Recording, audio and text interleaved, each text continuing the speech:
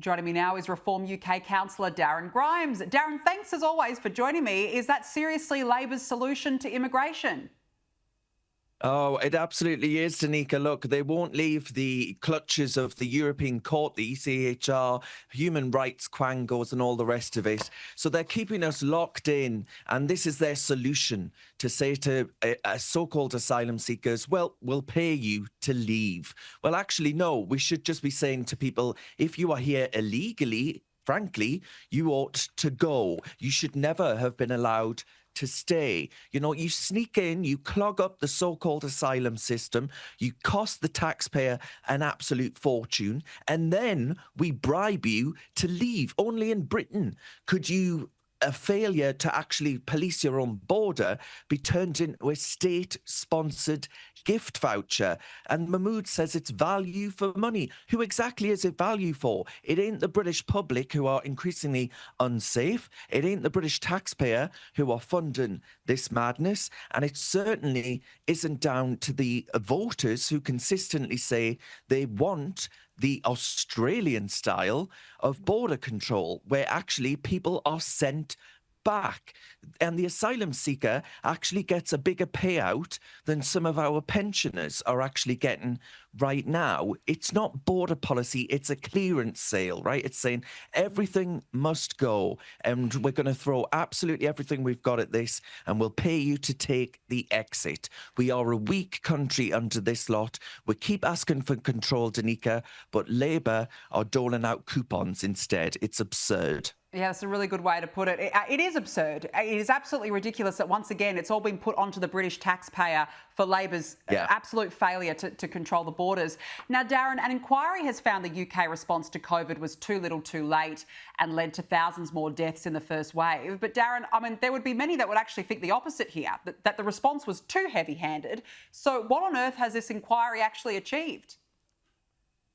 Oh, Danica, this inquiry is a £200 million disgrace, in my opinion. You know, it's basically the conclusion I knew. If you'd asked me a year ago what the conclusion of this inquiry would be, I would have told you exactly this, that actually it would be like a line for a really dodgy film, a promotion for a really dodgy film, in which they say we ought to have gone faster, harder, longer, right? That's exactly what they've concluded. £200 million to tell us that we should have locked down even faster, that we should have done it even longer, that actually the hurt and the pain that was caused by those series of lockdowns wasn't enough, and that actually the government should have done it even more draconian fashion and natured. To me, it's an absurdity. You cannot, I think, at that time, you could not have gone any further with the response than we did. The likes of Sweden didn't do what we did, and actually they came out of it a lot better. I think the inquiry was always going to conclude this. It was always going to be a grotesque waste of money, and I'm quite frankly sickened and appalled by it. The solution was never to do what we did. I think I've always thought after the first lockdown, I said it was cruel. I said, I don't think we should be doing this.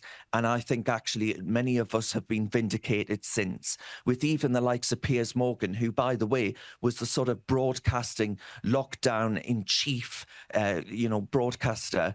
He actually concluded that maybe he was wrong on some things. And I think he was ultimately wrong on many things. So, Danica, I'm not a fan of this inquiry. I think actually it's a complete disservice to the British people, but also to any pandemic preparedness for the future, because I've got no confidence that they wouldn't do this again. Oh, and same in Australia. I wouldn't put it past them either. Exactly the same issue. Now, before we let you go, we've got to talk about our favourite, Meghan Markle. She's done this splash with Harper's Bazaar, Darren, and it's been revealed that her staff announce her before she enters a room, even if there are only two guests, Darren. So it's like the Duchess has arrived, is what's said as she enters a room. I mean, the vanity knows no bounds.